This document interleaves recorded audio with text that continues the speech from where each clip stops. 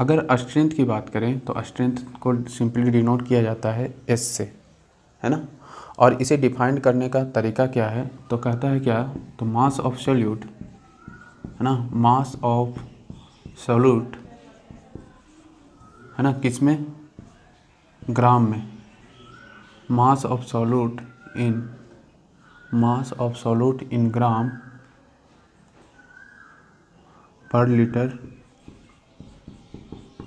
पर litre volume of solution,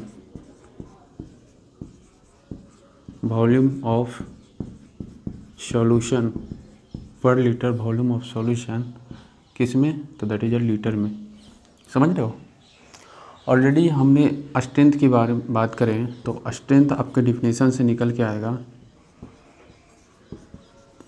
क्या, तो इसकी हम बात करें तो आपके पास आएगा मास ऑफ सॉल्यूट इन ग्राम, है ना। और दूसरा क्या होगा, वॉल्यूम ऑफ सॉल्यूशन किस में, इन लीटर, है ना, इन लीटर। तो इस तरह से आपका स्ट्रेंथ का फॉर्मूला निकल के चला आता है ना। अब देखो, अगर हम स्ट्रेंथ की बात करें तो शॉर्टली हम इसे लिख सकते हैं क्या, तो मास ऑफ सॉल्यूट, है ना, divide by volume of solution होगा, या मास को आप वेट भी लिख सकते हो कुछ इस तरह से, क्योंकि मास और वेट दोनों केमिस्ट्री में क्या होते हैं, इक्वल। ठीक है। अब देखो, आपने ऑलरेडी मोलरिटी के बारे में पढ़ चुके हैं। मोलरिटी क्या होता है, तो number of moles of solute बटे वॉल्यूम ऑफ सॉल्यूशन, है ना। और नंबर ऑफ मोल को हम क्या लिख सकते हैं, कहता है वेट बाई मोलर मास, है ना, इनटू क्या, VL, कर सकते हैं। अब देखो, अगर इसे ध्यान से देखो तो weight by volume of litre, जिसे हम स्ट्रेंथ भी कह सकते हैं। मतलब बेसिकली कहने का मतलब क्या है, अच्छा ये मोलिकुलर मास जो है m0 से डिनोट कर देते हैं, है ना, ताकि ये कैपिटल M और m0 में आपको डिफरेंसेस नज़र आए। ठीक है। अब देखो यहाँ पर हम बात करें तो आपके पास फॉर्मूला क्या निकल के आया, M इक्वल टू, है ना, S डिवाइड बाई क्या, m0। मतलब सिंपल इज़ दैट स्ट्रेंथ बराबर कहता है क्या, मोलरिटी इंटू मोलर मास, है ना। अगर आपको कोई क्वेश्चन में मोलरिटी, आपको स्ट्रेंथ निकालने के लिए कह दे और मोलरिटी दे दे, तो इस केस में आप मोलर मास से मल्टीप्लाई करोगे और आंसर हाजिर हो जाएगा, है ना। बट मोस्ट इम्पॉर्टेंट पार्ट क्या है, दैट इज आपको स्ट्रेंथ में ध्यान रखना पड़ेगा कि मास जो होता है ग्राम में होता है, जबकि सॉल्यूशन का वॉल्यूम जो होता है लीटर में होता है, अलग अलग यूनिट्स के फॉर्म में, है ना। तो इस चीज़ को आप ध्यान रखिएगा। ठीक है।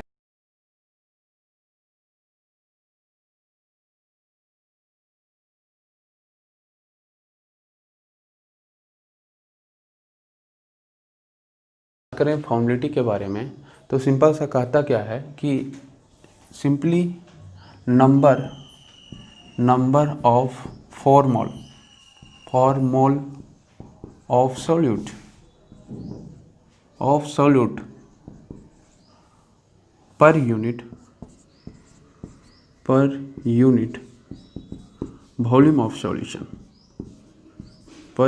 Volume of solution,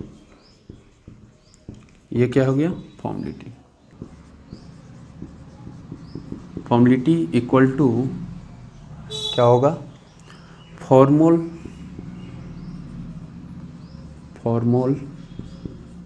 of solute, है ना, फॉर्मूल ऑफ सॉल्यूट डिवाइड बाई क्या, वॉल्यूम ऑफ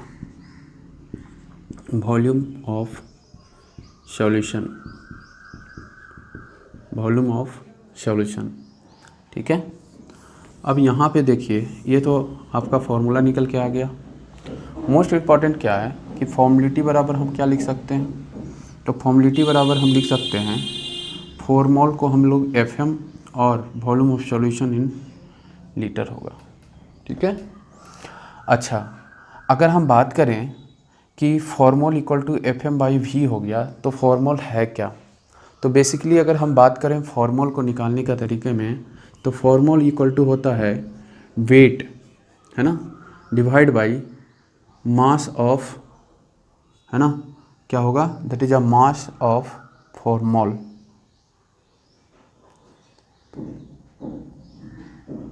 सॉरी,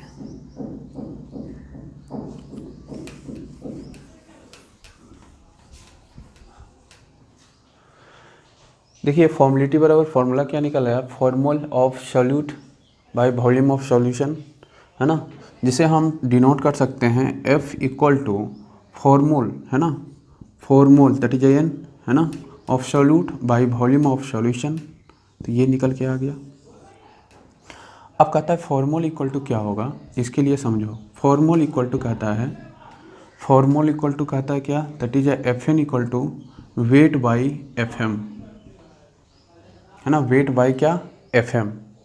जहाँ FM क्या है, तो कहता है क्या, आपके पास ऑब्जर्व्ड मास होता है, क्या होता है, observed molecular mass,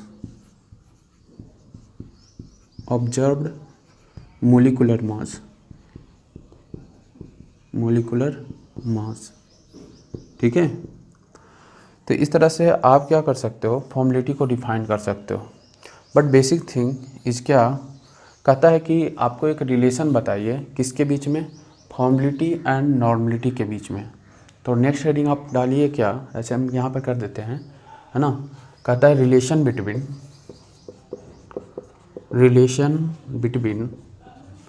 फॉर्मुलिटी and normality. Formality and normality में क्या रिलेशन होगा। ठीक है। तो आपके पास नॉर्मलिटी के बारे में क्या पता है। अगर हम बात करें नॉर्मलिटी का, तो नॉर्मलिटी का आपको पहले फॉर्मूला लिखना पड़ेगा। नॉर्मलिटी का क्या फॉर्मूला होता है, आपको पता है क्या होता है, दैट इज अगर फॉर्मुलिटी और नॉर्मलिटी मोलरिटी में रिलेशन खोजें तो क्या होगा। सिंपल कहता है इसके लिए कि FM, है ना, F इक्वल टू क्या होता है, that is FN, small f equal to, simple देखो यहाँ पर फॉर्मूला क्या निकल के आया, इसको और एक्सपेंड करोगे तो F इक्वल टू क्या हो गया, W बाई मोलर मास, क्या, observed into volume of solution. ठीक है। तो F इक्वल टू क्या निकल के आया, W equal to M observed into क्या, वॉल्यूम। दूसरा आपके पास क्या है, मोलरिटी। अब मोलरिटी क्या क्या होता है, तो मोलरिटी क्या होता है, W बाई M, और यहाँ पर जो मोलिकुलर मास होता है वो थ्योरेटिकल होता है इनटू क्या, वॉल्यूम। ठीक है। अब देखो इस दोनों में अगर रिलेशन निकालना है तो सिंपली आप रेशियो कर दो। अब रेशियो करोगे जैसे ही, तो ये क्या होगा, वेट और वेट, वॉल्यूम और वॉल्यूम कैंसिल हो जाएगा, है ना।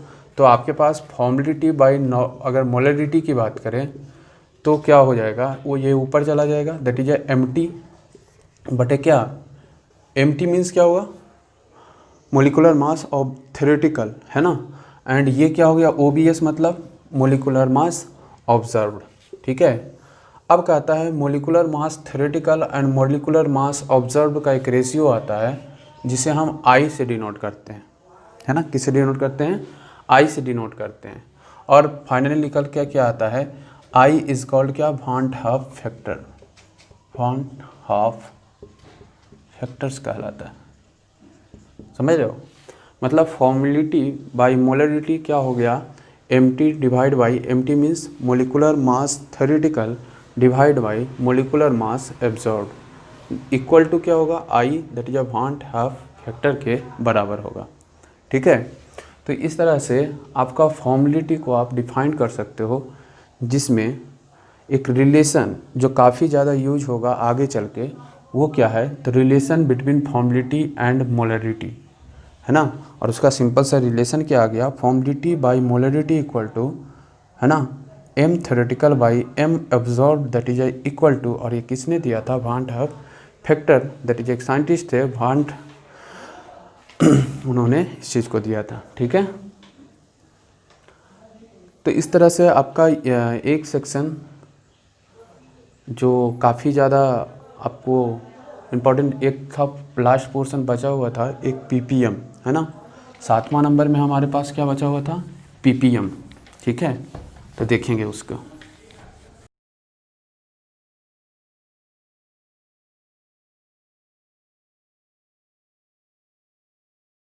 नेक्स्ट रिलेशनशिप आता है आपके पास 7th number, that is a ppm.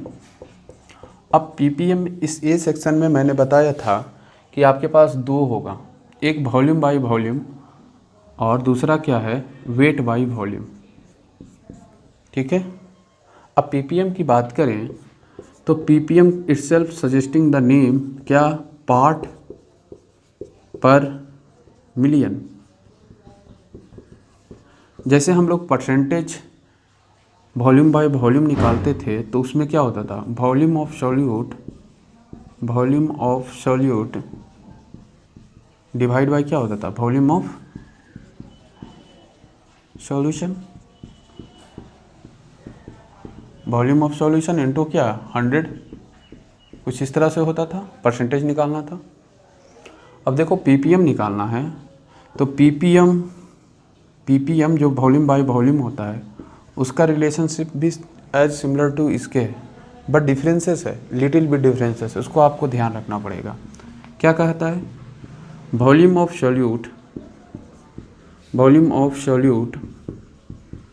Divide क्या, वॉल्यूम ऑफ सॉल्यूशन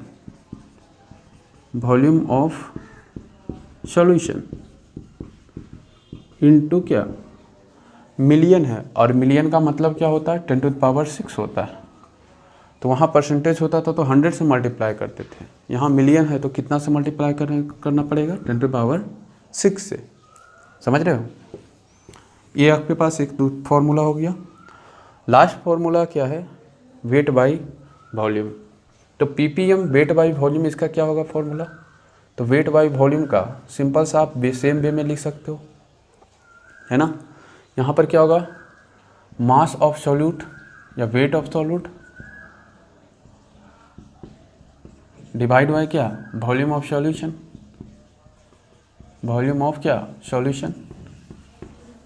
इनटू क्या 10⁶। ये आपके पास दूसरा फॉर्मूला आ गया। तो इस तरह से आपका ये फैक्टर जो था, है ना, ये पोर्शन जो मैंने कंसंट्रेशन में डिस्कस किया था, वो सारा फैक्टराइजेशन का हम लोग डिस्कस कर लिए। ठीक है, शुरू में हम लोग फॉर्मेलिटी के बारे में डिस्कस नहीं किए थे, जब लिस्ट आउट किए थे तो वहाँ आप चाहो तो पेज को पीछे करके आप लिस्ट आउट कर सकते हो। ठीक है, ताकि बाद के लिए जब आप रेफरेंस बनाओ, है ना, क्या क्या पोर्शन पढ़े थे, तो उससे आपको हेल्प मिलेगा। ठीक है, अब आपको हम लोग सेकेंड मूवमेंट करते हैं। सेकेंड मूवमेंट में आपको क्या देखने को मिलेगा, that is a part B, है ना। See now we are going to start, that is a part B, concentration का पार्ट बी हम लोग पढ़ने जा रहे हैं, जिसमें हम लोग पढ़े थे मास के बारे में और हम लोग लिस्ट आउट कर लिए थे। तो 1 बाय 1 हम लोग बारी बारी से देखेंगे। ठीक है, अगर हम पहले वाले पोर्शन की बात करें तो पहला वाला पोर्शन क्या आता है, that is a weight by percentage weight by wait, है ना, परसेंटेज वेट बाई वेट, है ना। और इसका फॉर्मूला क्या होता है, तो मास ऑफ सॉल्यूट, है ना, क्या होगा, mass of solute divide by क्या, मास ऑफ सॉल्यूशन इनटू क्या 100। परसेंटेज इसलिए क्या करना पड़ेगा, 100 से मल्टीप्लाई करना पड़ेगा। दूसरा हम बात किए थे, that is a most important part, mole fraction के बारे में, है ना। किसके बारे में बात किए थे, मोल फ्रैक्शन। अगर हम बात करें मोल फ्रैक्शन तो एक से डिनोट पहले करते हैं इसे, है ना। पहले इसे समझेंगे कैसे मोल फ्रैक्शन के निकालेंगे। अब मान लो कि आपके पास एक सॉल्यूशन है जिसमें मैंने पार्ट ए को डाला और बी को डाला, ए एंड बी को डाला, है ना, एक सॉल्यूट दूसरा सॉल्वेंट, समझे हो। अब आपके पास मोल फ्रैक्शन निकालना है तो सिंपल कहता है कि इस सॉल्यूशन के अंदर एक पार्ट ए का भी मोल नंबर ऑफ मोल होगा और पार्ट बी का नंबर भी ऑफ मोल होगा, है ना। समझ रहे हो? तो मोल फ्रैक्शन कहता क्या है, इट्स अ सिंपल रेशियो। किसका रेशियो होता है? तो कहता है क्या कि exactly it's a simple ratio of किसका, तो जिसका निकालना है mole of fraction divide by total mole, है ना।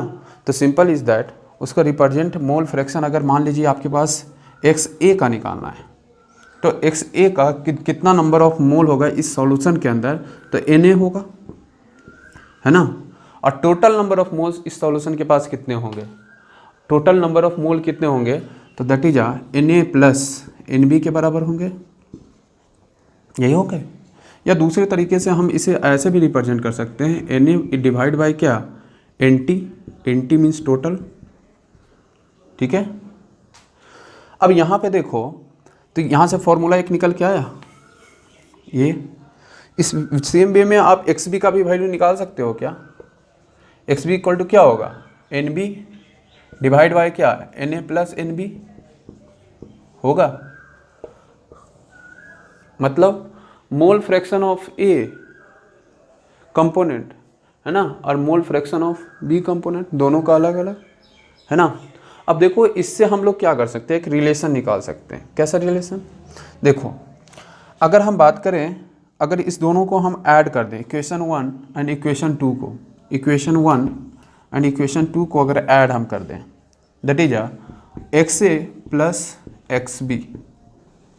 अगर ऐड आप करोगे तो इसका फॉर्मूला एक्स ए का क्या है, दैट इज एन ए बटे एन ए डिवाइड बाई क्या, एन बी, है ना, plus N B divide by N A plus क्या, एन बी होगा। अगर आप इसको एलसीएम करोगे तो N A plus N B यही होगा, और इस दोनों को ऐड करो तो क्या होगा, एन ए प्लस क्या, एन बी, ये कट जाएगा, कट जाएगा। तो यहाँ पर आपने क्या देखा, X A plus X B equal to क्या हो गया, कटने के बाद 1 आएगा, है ना। तो X A plus X B equal to क्या आ गया, दैट इज 1। मतलब number of moles of solute plus number of moles of solution equal to क्या होगा, 1, है ना। और मोल फ्रैक्शन कहता है कि जैसे मैंने तो 2 ही कंपोनेंट यहाँ पे लिया है ना। अगर नंबर ऑफ कंपोनेंट्स क्या हो जाए, n हो जाए, मान लो कि आपके पास एक्स ए प्लस, है ना, मान लो कंपोनेंट 1 2 करके ले लो 1, है ना, x2 प्लस x3, हर एक का डिवीजन कितना होगा, n तक, xn तक, कितने के एडिशन के बराबर होगा, 1 के बराबर होगा। यही आपका मोल फ्रैक्शन कहता है, ठीक है। ये क्या कहता है कि पहला कंपोनेंट, दूसरा कंपोनेंट, तीसरा, n तक जितना भी कंपोनेंट अवेलेबल हो, है ना, मोल फ्रैक्शन सबका निकालोगे, उसका जब एडिशन करोगे तो कितने के बराबर आएगा, 1 के बराबर आएगा, ठीक है। तो ये आपके पास मोल फ्रैक्शन के बारे में था। नेक्स्ट है मोललिटी, है ना। तो तीसरा नंबर में हम लोग लिखेंगे molality.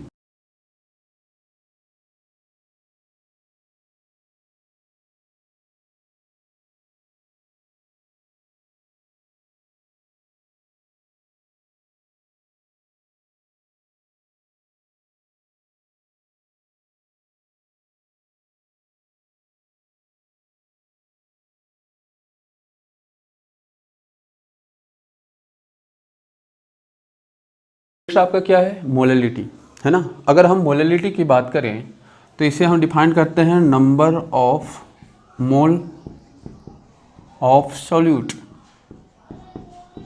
Number of mole of solute per unit weight of per unit weight of solvent. मैं जब कॉन्सेंट्रेशन का डिफिनेशन लिखा रहा था उस समय में मैंने इस बात को बताया था कि जब कॉन्सेंट्रेशन डिफाइंड कर रहे थे तो उसमें मैंने और करके पर यूनिट, है ना, volume of weight of solvent लिखाया था, है ना। एक्चुअली मोललिटी से ही कंसल्ट करता है। इसके पहले हम लोग मोललिटी पार्ट ए में पढ़े थे, ये पार्ट बी का है। अब इसमें हम लोग क्या पढ़ रहे हैं, मोललिटी। क्या पढ़ रहे हैं, मोललिटी। अब मोललिटी की बात करें तो स्मॉल m से डिनोट करते हैं, और क्या होगा, तो नंबर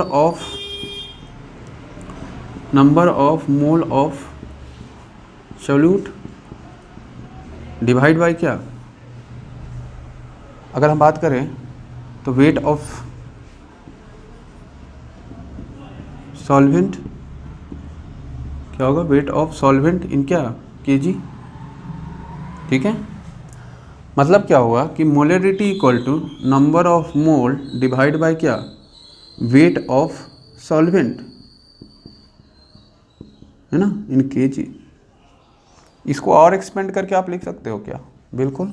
नंबर ऑफ मोल क्या होता है, मास बाई मोलर मास, है ना। तो मास बाई क्या होगा, molar mass, that is am not into क्या, वेट डब्लू, है ना, किसका, सॉल्वेंट का। ठीक है, अच्छा, बट आपके पास अगर ये ग्राम में मास है और ये क्या है, केजी में है, ये ग्राम में है, ये केजी में है। अगर मान लीजिए मास ऑफ सॉल्वेंट में आपको दिया हुआ रहे किस में, ग्राम में ही, तो उस केस में आपको क्या करना पड़ेगा, 1000 से डिवाइड, मतलब ऊपर चला जाएगा वो 1000, है ना। तो मोलरिटी आपके पास, मोलरिटी की बात करें तो इसे बेट कर दो, ज़्यादा बेटर रहेगा, क्योंकि मोलरिटी स्मॉल m से डिनोट कर चुके हैं, है ना। तो आपके पास क्या हुआ, आपके पास अगर बात करें मोलरिटी का, तो वेट इंटू 1000 किस लिए, जब ये सॉल्वेंट कब हो जाए, क्या में हो जाए, ग्राम में हो जाए। ये सॉल्वेंट क्या हो जाए, ग्राम में हो जाए। किसका ये वेट है, सॉल्वेंट का है, जबकि ये किसका है, तो सॉल्यूट का है। ये किसका है, सॉल्यूट का है। तो आपके पास मोलरिटी बराबर क्या हो गया, simple is that weight of solute into क्या, 1000 divide by molarity, molar mass of solute divide by क्या, सॉरी मल्टीपल बाई सॉल्वेंट। ठीक है, किस में होगा, इन ग्राम में होगा। तो मोलरिटी बराबर ये फॉर्मूला निकल के आ गया, समझ रहे हो। तो इस तरह से आप मोलरिटी को डिफाइन कर सकते हो और साथ में यहाँ से फॉर्मूला निकाल सकते हो। कुछ प्रॉब्लम करते हैं ताकि ज़्यादा समझ में आए, ठीक है।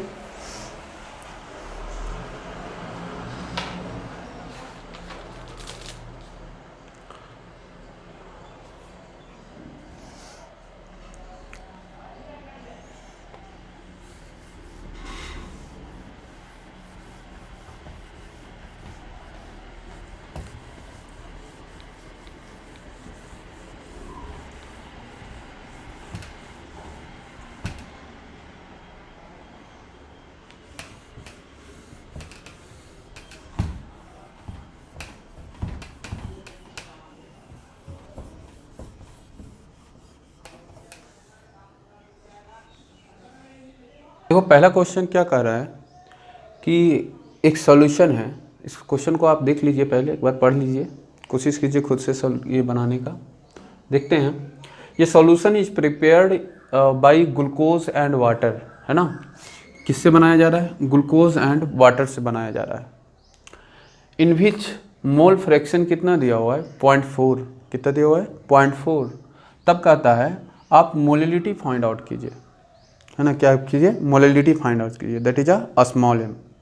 देखो मैंने जब पार्ट ए और पार्ट बी बता रहा था, तो part A and part B में मैंने बताया था एक रिलेशनशिप, है ना, कन्वर्जन का।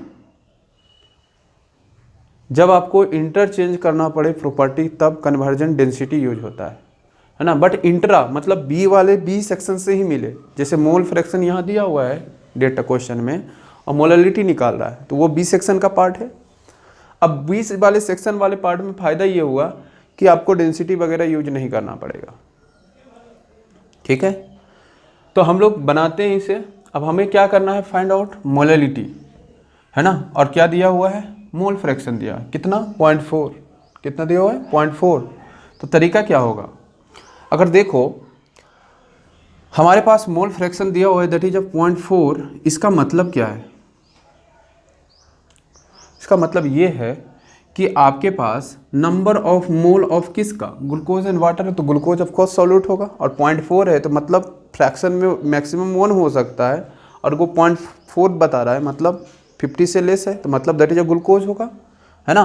तो आपके पास क्या है, ग्लूकोज नंबर ऑफ मोल कितने मिल गए, 0.4 मिल गए आपको, नंबर ऑफ मोल ग्लूकोज के मिल गए, है ना। और आपके पास क्या कहता है, मोल फ्रैक्शन, सिंपल से समझो, पहले मोल फ्रैक्शन का definition, number of mole of किसका, जैसे ग्लूकोज है तो नंबर ऑफ मोल ऑफ किसका, ग्लूकोज का, divide by total mole, N T होता था, है ना। मतलब सिंपल सा मैंने यहाँ से एक रिलेशन निकाला था क्या, तो glucose, number of mole of glucose और number of mole of water equal to कितने के बराबर होने वाला है, 1 के बराबर। क्यों, क्योंकि यहाँ पर दो ही कंपोनेंट है, जो सॉल्यूशन प्रिपेयर किया गया है वो ग्लूकोज एंड वाटर से प्रिपेयर किया गया है, ठीक है। अब देखो, number of mole of glucose and number of mole of water equal to 1, है ना। अब हमें इसमें क्या पता है, ग्लूकोज का मोल पता है ना। तो क्या number of mole of water निकल सकता है, 0.6, 0.4 इधर बोल लीजिए, है ना। तो आपके पास 0.6 निकल के आ गया। हमको कह क्या रहा है, मोलैलिटी निकालने के लिए। अब मोलैलिटी की बात करें तो मोलैलिटी बराबर क्या होता है, मोलैलिटी क्या कहता है, number of moles of solute, है ना, डिवाइड बाय क्या, वेट, किसका चाहिए, सॉल्वेंट का, केजी, है ना। तो एक चीज़ तो हमको 0.4 मिल चुका है, मोलैलिटी निकालना है तो वेट ऑफ सॉल्वेंट अगर मिल जाए तो हमारा काम बन सकता है, ठीक है। तो अब देखो वेट ऑफ सॉल्वेंट निकालने का तरीका क्या होगा। देखो हमें क्या मिल चुका है, वेट ऑफ किसका मिल चुका है, वाटर का, नंबर ऑफ मोल ऑफ, है ना। अब देखो नंबर ऑफ मोल अगर मिल गया है तो आपके पास क्या कहता है, वेट बाई मोलर मास, यही होता है ना फॉर्मूला। अब देखो अगर हम बात करें नंबर ऑफ मोल कितना मिला हुआ है, 0.6, वेट हमें निकालना है और वाटर का क्या कितना होता है, सॉल्वेंट मोलर मास 18, कितना होता है 18, बात समझ में आ रहा है। तो इस समय वेट कितना आएगा,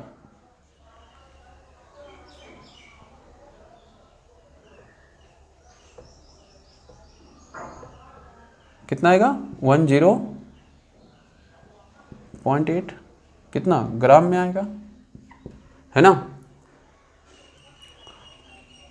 क्यों, क्योंकि ग्राम में इसलिए आएगा ना, क्योंकि आपके पास क्या है, यहाँ पर बात करें तो मोलर मास आपने क्या लिया है, ग्राम में लिया है, तो वेट भी किस में आने वाला है, ग्राम में आने वाला है, तो ये ग्राम में आ गया।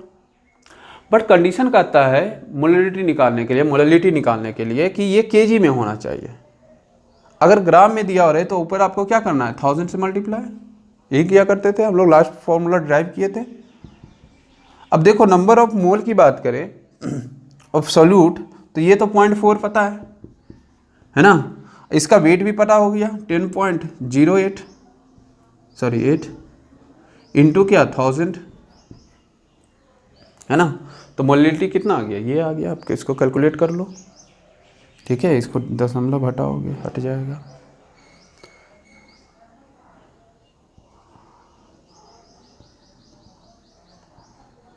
ट्वेंटी 27 में कटेगा ये, और ये कितना आ जाएगा 1000 डिवाइड बाई 27, ठीक है। इसको आप डिवाइड कर लो तो मोलैलिटी कितना निकल के आ गया, तो मोलैलिटी आपको निकल के आया 1000/27, ठीक है। तो इस तरह से आप सॉल्व कर सकते हो। बाकी नेक्स्ट क्वेश्चन देखते हैं। अगर इस क्वेश्चन को हम ध्यान से देखें तो ये 2 कैपिटल एम है। कैपिटल एम का मतलब क्या हुआ, दैट इज अ मोलरिटी, क्या होगा, मोलरिटी, है ना। कहता है कि आपके पास यूरिया एंड वाटर का एक सॉल्यूशन बनाया गया जो प्रिपेयर किया गया, एंड कहता है कि वो जो सॉल्यूशन है ना उसका डेंसिटी ऑफ सॉल्यूशन कितना है, दैट इज अ 12 ग्राम पर सीसी, कितना है 12 ग्राम पर सीसी। तब कह रहा है क्या, find the molality of solution, क्या कह रहा है, मोलैलिटी ऑफ सॉल्यूशन। तो क्वेश्चन में ट्विस्ट क्या है, ट्विस्ट ये है कि आपको मोलैलिटी दिया हुआ है और निकालने क्या कह रहा है, मोलैलिटी कह रहा है ना। तो देखो आपके पास अगर हम बात करें पार्ट ए और पार्ट बी में, तो आपको ध्यान होगा कि पार्ट ए में मोलैलिटी मैंने पढ़ा था, जबकि पार्ट बी में आपको क्या पढ़ा था, दैट इज अ मोलैलिटी पढ़ा था, तो स्मॉल एम। अब ये क्या है, आपको इस दोनों के बीच में रिलेशन निकालना है, तो इसके लिए एक ही फैक्टर वर्क करता है, दैट इज अ डेंसिटी, है ना। और क्वेश्चन डेंसिटी ऑलरेडी क्या है, दे रखा है। तो इसका मतलब ये हुआ कि आपके पास पहले जो गिवन डाटा उसको लिखेंगे, आपके पास क्या कितना मोलरिटी हो गया 2m, है ना। और डेंसिटी कितना हो गया, दैट इज 12 ग्राम पर सीसी। ठीक है। अब अगर मोलरिटी की बात करें तो मोलरिटी क्या होता है, number of mole of solute बटे वॉल्यूम ऑफ सॉल्यूशन, है ना। तो number of mole of solute बटे वॉल्यूम ऑफ सॉल्यूशन। अब आपके पास ये मोलरिटी का वैल्यू कितना है, 2 है। अब देखो इसका मतलब क्या हुआ, इसका मतलब ये हुआ आपको कि number of mole of solute पता चल गया, कितना है 2 है ना। क्यों, क्योंकि कहते हैं number of mole of solute divide by per unit, मतलब 1 लीटर वॉल्यूम ऑफ सॉल्यूशन के लिए डिफाइंड है। मतलब आपके पास वॉल्यूम ऑफ सॉल्यूशन भी पता चल गया, कितना है, दैट इज 1 लीटर है। अब देखो 1 लीटर ये मिल गया और यहाँ पर नंबर ऑफ मोल सॉल्यूट का मिल गया। हमको क्या चाहिए, हमको मोलरिटी निकालना है। अब मोलरिटी क्या कहता है, number of mole of solute divide by weight of क्या, सॉल्वेंट। मतलब अभी तक गिवन डेटा से हमको सॉल्वेंट के बारे में कुछ डेटा नहीं पता चल पाया, तो हम कोशिश क्या करेंगे कि सॉल्वेंट का हमको कोई भी डेटा मिल जाए, उसके बाद हम लोग कुछ जुगाड़ लगा सकते हैं। तो क्या करेंगे इसके लिए हमको क्या करना पड़ेगा, देखो आपके पास वॉल्यूम दिया हुआ है 1 लीटर, है ना। अब 1 लीटर को पहले आपको क्या करना पड़ेगा, अब देखो यूनिट जो डेंसिटी का दिया हुआ है, आपको पता है डेंसिटी बराबर मास बाय वॉल्यूम होता है। अब डेंसिटी का यूनिट क्या है, ग्राम पर सीसी है, सेंटीमीटर क्यूब। अब यहाँ लीटर में दिया हुआ है ना। तो देखो सेंटीमीटर क्यूब की अगर बात करें तो ये 1000 सेंटीमीटर क्यूब होता है, कितने के बराबर, 1 लीटर के बराबर। 1 लीटर में कितने बराबर होता है, 1000 सेंटीमीटर क्यूब। समझ रहे हो, मतलब अगर हम डेंसिटी को 112 फुट कर किए, है ना, तो आपके पास मास ऑफ द सॉल्यूशन मिल जाएगा, नो डाउट। बट आपके पास ये जो क्या लीटर वॉल्यूम दिया हुआ है, उसका यूनिट कन्वर्ट करना पड़ेगा, किस में कन्वर्ट करना पड़ेगा, सीसी में, है ना। अब देखो 1 लीटर दिया हुआ है, सेंटीमीटर क्यूब लाओगे तो यहाँ पर मास ऑफ क्या मिल जाएगा, आपके पास मास ऑफ सॉल्यूशन मिलेगा इन ग्राम में, है ना। तो इसको सेंटीमीटर क्यूब में कन्वर्ट करना पड़ेगा, कितना होगा, दैट इज 1000 सेंटीमीटर क्यूब। तो 1000 से डिवाइड कर दिया। अब यहाँ पर मास ऑफ सॉल्यूशन ढूंढे, मास ऑफ सॉल्यूशन बताएं तो कितना हो गया, 12,000, क्या इन ग्राम में होगा। इतना समझ में आया, किसका है, ये सॉल्यूशन का मास है। अब देखो दूसरा डेटा दिया हुआ है सॉल्यूट के बारे में।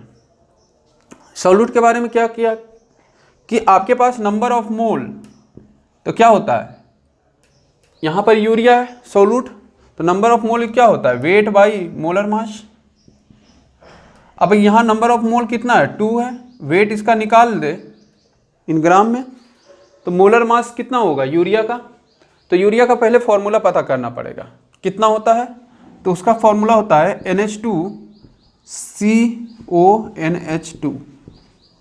ठीक है, इसका आप कैलकुलेट करोगे तो आपको 60 आ जाएगा। ठीक है, अब यहाँ मोलर मास की बात करें तो आपके पास कितना है, 60 है, तो वेट कितना आ गया, 120 ग्राम। ठीक है, 120 ग्राम। अब देखो आपके पास वेट इन द सेंस क्या है, मास ऑफ सॉल्यूट, क्योंकि मास और वेट दोनों क्या होता है, इक्वल होता है। अब देखो आपको पता है सॉल्यूशन कैसे फॉर्म हुआ है, सॉल्यूट और सॉल्वेंट से। तो mass of solute and mass of solvent किसके बराबर होगा, मास ऑफ सॉल्यूशन के बराबर होगा। अब ये पता है क्या, पता है 120 plus mass of solvent equal to कितना, 12,000। ठीक है, होगा। अच्छा ये डेटा 12,000 कुछ ज़्यादा 120 के कंपेरिजन में नहीं आ रहा, ठीक है, चलो इसी पे बनाते हैं, है ना। अगर हम मास ऑफ सॉल्वेंट की बात करें तो मास ऑफ सॉल्वेंट अब कितना निकल के आएगा, अगर आप इसको सब्ट्रैक्ट करोगे तो कितना हो जाएगा, 12,000 में 11,880 ग्राम, यही आएगा। ठीक है, इसको घटाओगे तो मास ऑफ सॉल्वेंट ये आ गया। अब देखो, अब हमारे पास मोलैलिटी निकालना है, तो मोलैलिटी आपको इसको किस में वेट चाहिए, केजी में, और number of mole of solute पता है ना। तो number of moles of solute आपको ये इधर 2 पुट कर दिए, है ना। और इसको अगर केजी में कन्वर्ट करोगे तो 1000 से डिवाइड करना पड़ेगा, तो दैट इज कितना आएगा 11.88, है ना। तो कितना आ गया आपके पास, मोलैलिटी निकल के आ गया 2/11.88। ठीक है, तो इस तरह से आपके पास जब इंटर कन्वर्जन करना हो, मतलब पार्ट ए दिया हुआ हो और पार्ट बी निकालना हो, या पार्ट बी दिया हुआ हो पार्ट ए निकालना हो, ठीक है, तो इस वे में आप सॉल्यूशन कर सकते हो। जो और मैं बताना चाहूँगा यहाँ पर कि जो इंटर कन्वर्जन्स के क्वेश्चंस होते हैं, या कॉम्पिटिटिव एग्जाम ले लें या बोर्ड एग्जाम में फिर भी इसी प्रकार का पैटर्न में क्वेश्चन पूछ लिया जाएगा, मगर कंपटीशन एग्जाम में यहीं से ही क्वेश्चन पूछा जाता है, मोस्ट ऑफ नहीं, अभी तक यही पूछा गया था। ठीक है, इसलिए क्योंकि इंटर कन्वर्जन का ही रिलेशन में थोड़ा सा कॉम्प्लिकेशन आता है जो बच्चों को सीखना चाहिए, क्योंकि क्वेश्चन अगर यहाँ से आता है तो दूसरा चीज़ सीखने से क्या फ़ायदा, है ना। तो आप इस क्वेश्चन को दोबारा ज़रूर करें, ठीक है। और इंटर कन्वर्जन करने के लिए मैं कुछ और क्वेश्चन कराता हूँ, जिससे आपका इंटर कन्वर्जन का कॉन्सेप्ट क्लियर होते चला जाए।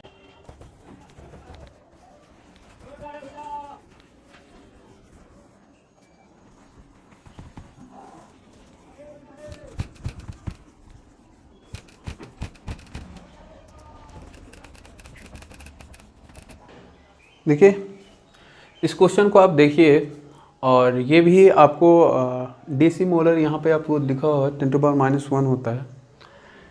ये क्वेश्चंस आपको करना है खुद से। ये भी आपको इंटर कन्वर्जन है, जिसमें आपको देखने को मिल रहा है A से B सेक्शन, जिसमें आप देख रहे हो आपके पास मोलरिटी दिया हुआ है। DC मोलर मीन्स हो गया 10⁻⁻1, है ना, 10⁻⁻1 मोलरिटी दिया हुआ है ना। किसका H2SO4 and water is prepared, find the, आपके पास नॉर्मेलिटी एंड स्ट्रेंथ निकालने के लिए बोल रहा है, तो इस दोनों को आपको फाइंड आउट करना है। ठीक है, तो इसे आप करके आइएगा, कीजिएगा कोशिश, नहीं बने तो बताइएगा कमेंट सेक्शन में। ठीक है, धन्यवाद।